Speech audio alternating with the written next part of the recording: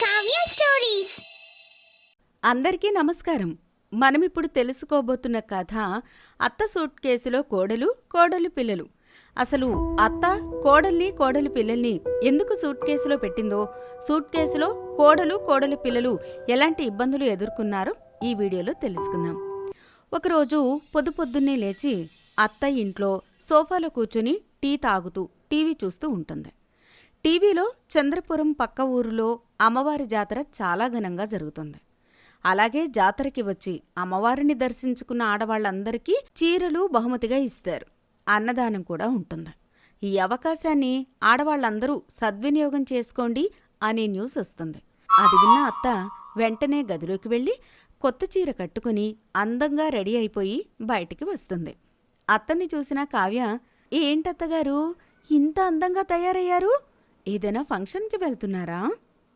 లేదే, మన పక్క ఊర్లో జాతర జరుగుతోందట. ఆ జాతరకి వెళ్ళడానికి బయలుదేరాను. ఆ జాతరకి వెళ్ళిన ఆడవాళ్లందరికీ చీరలు కానుకగా ఇస్తున్నారంట. అదా సంగతి. లేకపోతే మీలాంటి పిసినారి వారు జాతరకు వెళ్ళడం ఏంటా అని అనుకుంటున్నా. నీ సోదంతా వింటూ ఉంటే చీరలైపోతాయి. అలాగే వెళ్దాం పదండి. పిల్లల్ని రెడీ చేసి వస్తాను. నువ్వు పిల్లలు ఎందుకే నాతో పాటు? నేనొక్కదాన్నే వెళ్ళొస్తాను. నువ్వు నీ పిల్లలు సింగారించుకొని వచ్చేసరికి అక్కడ చీరలైపోతాయి. 10 నిమిషాలత్తయ్యా, వచ్చేస్తాం. నీ అత్తమ్మ నాకు చీర రాకూడదని ఇన్ని వేషాలు వేస్తోందో. అనవసరంగా చెప్పాను దీనికి. ఇప్పుడు బస్ ఛార్జీలు కూడా వేస్ట్. అవన్నీ తర్వాత మాట్లాడుకుందాం. ముందు వెళ్ళి నువ్వు పిల్లలు త్వరగా రెడీ అయ్యి వచ్చేయండి. అలాగే అత్తయ్యగారు అని అనుకుంటూ బయలుదేరటానికి తన గదిలోకి వెళ్ళిపోతుంది. కొంత సమయం తర్వాత కోడలు, పిల్లలు అందరూ బయలుదేరి బయటకొస్తారు. ఇంతలో సరోజ ఒక పెద్ద సూట్ కేసు పట్టుకొని వస్తుంది. అది చూసిన కోడలు ఆశ్చర్యపోయి, ఏంటత్తయ్యగారు ఇంత పెద్ద సూట్ కేసు పట్టుకొని వస్తున్నారు? ఈ సూట్ కేసు నిండా పిల్లలకు బొమ్మలు, నాకు నగలు కొనిపెడతారా ఏంటి? దేవుడా, మా పిసినారత్తని ఇంత మంచి అత్తగా మార్చినందుకు మీకు చాలా ధన్యవాదాలు అని దేవుణ్ణి మొక్కుతూ ఉంటుంది. ఏంటే నీకు కొనేది? నీ మొహం. నా సంగతి తెలిసి కూడా నువ్వు అలా ఎలా మాట్లాడుతున్నావు? నేను ₹1 కూడా వృధా ఖర్చు చేయను. అవునులే, నీ సంగతి తెలిసి కూడా అలా అడగడం నాదే పొరపాటు. మీలాంటి పిసినారత్త ఈ లోకంలో ఎక్కడా ఉండదు. మీరు పోయేటప్పుడు డబ్బంతా మీ నెత్తి మీద పెట్టుకుని పోతారా ఏంటి? ఉన్నప్పుడే అనుభవించాలి కదా, ఎందుకంత పిసినారితనం చూపిస్తారు? చాలు చాలే, వింటే అలా హరికథ చెప్పినట్టు చెప్తూనే ఉంటావు. ఎలా, ఎప్పుడు, ఎందుకు డబ్బులు ఖర్చు చేయాలో నాకు బాగా తెలుసు. నువ్వు నాకు చెప్పవలసిన పనిలేదు. నా మాట మీరు ఎప్పుడూ వినరు. మీకు చెప్పడం నాదే బుద్ధి తక్కువ.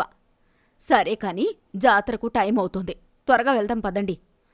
అలా అనుకుని అందరూ ఇంటి బయటకొస్తారు. సరోజ ఇంటికి తాళం వేసి తాళాన్ని తన సూట్ కేసులో పెట్టుకుంటుంది. అలా వాళ్లంతా కలిసి ఊరులో నుంచి నడిచి వెళ్తూ ఉండగా ఊళ్ళో వాళ్లంతా ఎక్కడికి వెళ్తున్నారు అని అడుగుతూ ఉంటారు. అది విన్న సరోజ, అసలు విషయం చెప్తే వాళ్లు కూడా అక్కడికి జాతరకొచ్చేస్తారు, చీరలు తీసేసుకుంటారు అని ఆలోచించి, ఆహా, మేమా చుట్టాలింటికి ఫంక్షన్కి వెళ్తున్నాం అని అబద్ధం చెప్తుంది. అత్త, కోడళ్ళు, పిల్లలు అందరూ కలిసి ఊరు బయలుదేరతారు. ఊరు వెళ్లడం కోసం అందరూ కలిసి అత్త తన చేతితో సూట్ కేసు పట్టుకుని నడుస్తూ ఊరు వెళ్లడానికి బస్టాండ్కి వస్తారు. అత్త సూట్ కేసుని చూసి కోడలు, ఈవిడ ఎందుకు ఇంత పెద్ద సూట్ కేసు పట్టుకుని వచ్చింది? దీంతో ఏం చేస్తుంది అని ఆలోచిస్తూ ఉండగా ఇంతలో వాళ్ళు ఎదురు చూస్తున్న బస్సు రానే వస్తుంది. ఊరంతా బస్సు ఎక్కుతారు. ఎక్కిన తర్వాత ఎవరి సీట్లలో వాళ్ళు కూర్చుంటారు. అలా కూర్చున్న తర్వాత బస్సులో కండక్టర్ టికెట్ అనుకుంటూ అందరికీ టికెట్ ఇస్తూ ఉంటాడు. ఆ మాట విన్న సరోజ, అమ్మో, కండక్టర్ వచ్చేస్తున్నాడు. నువ్వు పిల్లలు మీకు టికెట్స్ తీయాలంటే చాలా డబ్బులు ఖర్చవుతాయి. ఈ పనికి మాలింది, కాని పంది కన్నట్టు కనింది అని కోడల్ని తిట్టుకుంటూ సరోజ కండక్టర్ వాళ్ల దగ్గరకు వచ్చేలోపు టికెట్ డబ్బులు కూడా మిగులుతాయని ఆలోచించి కోడల్ని, కోడలు పిల్లల్ని తెచ్చిన పెద్ద సూట్ కేసులో పెట్టి తాళం వేసేస్తుంది. కోడలు కూడా సూట్ కేసులో హాయిగా పడుకోవచ్చు. అత్త నస కూడా ఉండదని అలాగే ఏం మాట్లాడకుండా ఉండిపోతుంది. ఇంతలో కండక్టర్ సరోజ దగ్గరికి వచ్చి, ఎక్కడికి వెళ్ళాలో చెప్పి టికెట్ తీసుకోండి. ఇంతకీ ఈ సూట్ కేసులో ఏంటి బామ్మ అంత పెద్దగా ఉంది? ఇందులో ఏమున్నాయి అని అడుగుతాడు. సూట్ కేసులో ఏముంటాయి నాయనా? ఏం లేవు, నా బట్టలే ఉన్నాయి. సరే గాని ఆ సూట్ కేసు తీసుకెళ్లి పైన పెట్టండి. దారిలో వచ్చిపోయే వాళ్ళకి అడ్డంగా ఉంది. లేదు కండక్టర్ గారు, దీనిలో తాగడానికి మంచినీళ్ళ బాటిల్, దారిలో తినడానికి తినుబండారాలు ఉన్నాయి. కాబట్టి పైన పెట్టను, నా దగ్గరే ఉంచుకుంటాను సరే సరే, మీ ఇష్టం. అని వెళ్ళిపోతాడు. కావ్య లోపల ఊపిరాడక ఉక్కిరిబిక్కిరి అయిపోతుంది. అంతలోపలే ఎవరో ఒక లావుగా ఉన్న వ్యక్తి బస్సు ఎక్కుతాడు. బస్సులో ఎక్కడా దొరక్క నిలబడి ఉండలేక చాలా ఇబ్బందులు పడతాడు. కావ్య ఇదంతా సూట్ కేస్ తలుపు చిన్నగా తీసి చూస్తూ ఉంటుంది. కొద్దిసేపటి తర్వాత సరోజ, వీణ్ణి ఈ సూట్ కేసు మీద కూర్చోబెట్టి మా కోడలు తిక్క కుదుర్చుతా అని నవ్వుకుంటూ మనసులో అనుకుని ఆ నిలబడి ఉన్న వ్యక్తితో, బాబూ, నువ్వెందుకు అంత ఇబ్బంది పడతావు? వచ్చి ఈ సూట్ కేసు మీద కూర్చో. అలాగే అండి అనుకుని ఆ వ్యక్తి వచ్చి సూట్ కేసు మీద కూర్చుంటాడు. అలా కూర్చోగానే లోపల ఉన్న కావ్య బుర్ర ఠంగుమంటుంది. లోపల ఉన్న కావ్య, మా అత్త నా మీద పగ తీర్చుకోవడానికి ఈ గున్న ఏనుగును తెచ్చి సూట్ కేసు మీద కూర్చోమని చెప్పింది అని లబోదిబోమని ఏడుస్తూ ఉంటుంది. ఇలా కొద్దిసేపటి తర్వాత లావుగా ఉన్న వ్యక్తి దిగే స్టేషన్ వచ్చి ఆ వ్యక్తి సూట్ కేసు మీద నుంచి లేచి బస్సు దిగిపోతాడు. సూట్ కేసు లోపల ఉన్న కావ్య, అమ్మయ్యా, గున్న ఏనుగు సూట్ కేసు మీద నుంచి లేచేసరికి ప్రాణం లేచి వచ్చినట్టుంది అని అనుకునేలోపు సడన్గా డ్రైవర్ బ్రేక్ వేస్తాడు. ఆ సూట్ కేసు వెళ్ళి సీటులో కూర్చున్న కుర్రాడికి గట్టిగా తగులుతుంది. ఈ డొక్కు సూట్ కేసుని ఇలా కాదు, ఉండు నీ పని చెప్తా అనుకుంటూ గట్టిగా తంతాడు. అది వెళ్ళి బస్సు రాడ్డుకి తగులుతుంది. ఓయమ్మో, ఓర్ నాయనో, ఈ ఫ్రీ చీర వస్తుందో రాదో కానీ నేను సచ్చేలా ఉన్నాను. వీడు చూడ్డానికి పుల్లెలా ఉన్నాడు కానీ ఎంత గట్టిగా తన్నాడో అని మూలుగుతుంది. అది విన్న సరోజ, మంచి పనైంది, సూపర్, ఇలాగే తిక్క కుదరాలి దీనికి, ఈసారి నాతో రాదు ఎప్పుడు అంటూ ఫుల్గా నవ్వుకుంటుంది. అయినా మళ్ళీ మా అత్త ఎలాంటి తింగరి పని చేస్తుందో ఏంటో.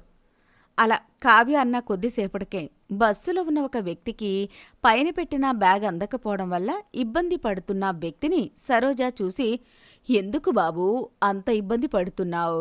ఇదిగో ఈ సూట్ కేసు మీద ఎక్కి నీ బ్యాగ్ నువ్వు తీసుకో. అలా ఆ వ్యక్తి సూట్ కేసు మీద ఎక్కి తన బ్యాగ్ తీసుకుని బస్సు దిగి వెళ్ళిపోతాడు. సూట్ కేసులో ఉన్న కావ్య, అయ్యో ఓరు దేవుడో, ఎవడ్రా సూట్ కేసు మీద నిల్చున్నాడు, నా నడు విరిగిపోయిందిరో అని కుయ్యో ముర్రో అంటుంది. అలా కొద్దిసేపటి తర్వాత ఎవరో ఆ సూట్ కేసుని కాల్తో తన్నుకుని వెళ్ళిపోతారు. లోపల ఉన్న కావ్య, ఏంట్రా మీరు, ఇది బాలనుకుంటున్నారా సూట్ కేసు అనుకుంటున్నారా అలా తంతున్నారు? అయినా ఇదంతా మా అత్త వల్లనే వచ్చింది. 30 రూపాయల టికెట్ కోసం మా అత్తే నన్ను సూట్ కేసులో పెట్టింది. నేను బయటకు వస్తే మా అత్తకి నా చేతిలో దబిడి దిబిడి. కొద్దిసేపటి తర్వాత వాళ్ళు దిగవలసిన స్టేషన్ వస్తుంది. సరోజ ఆ సూట్ కేసుని నెత్తిమీద పెట్టుకుని బస్సు దిగిపోతుంది. బస్సు దిగి నడుచుకుని సూట్ కేసు తలపై పెట్టుకుని వెళ్తూ ఉండగా కాళ్లకు రాయి తగిలి నెత్తి మీద ఉన్న సూట్ కేసు కింద పడిపోతుంది. అలా పడిపోయిన వెంటనే సూట్ కేసు తలుపు తెరుచుకుంటుంది. అలా తెరుచుకోగానే కోడలు 4 సార్లు దొర్లుకుంటూ వెళ్ళి చెట్టుకు తగులుకుంటుంది. పిల్లల్ని మాత్రం జాగ్రత్తగా అత్త పట్టుకుంటుంది. ఆపండ్రోయ్, కాపాడండ్రోయ్ అని గట్టిగా అరుస్తుంది. అక్కడ ఉన్న వాళ్ళంతా కోడల్ని ఆపి ఒక పక్కకు తీసుకెళ్లి నీళ్లు ఇస్తారు. ఏమైంది కోడలా, బాగానే ఉన్నావా? నవ్వవే నవ్వు, ఇప్పుడు నీ వంతు, నా వంతు వస్తుంది, అప్పుడు చెప్తాను నీ సంగతి అని మనసులో అనుకుంటుంది. అలా సాగిపోతూ ఉండగా అనుకోని కారణాల వలన అత్తని కోడలు కూర వండవలసి వస్తుంది. అసలు అత్తని కోడలు ఎందుకు కూర వండుతుంది, ఎలా వండుతుంది తెలుసుకోవాలి అని ఉంటే అత్తని వండిన కోడలు అని కామెంట్ చేయండి. ఇలాంటి మరెన్నో ఇంట్రెస్టింగ్ కథల కోసం మన కావ్య స్టోరీస్ని సబ్స్క్రైబ్ చేసుకోండి. అంతవరకు సెలవు, మళ్ళీ కలుద్దాం.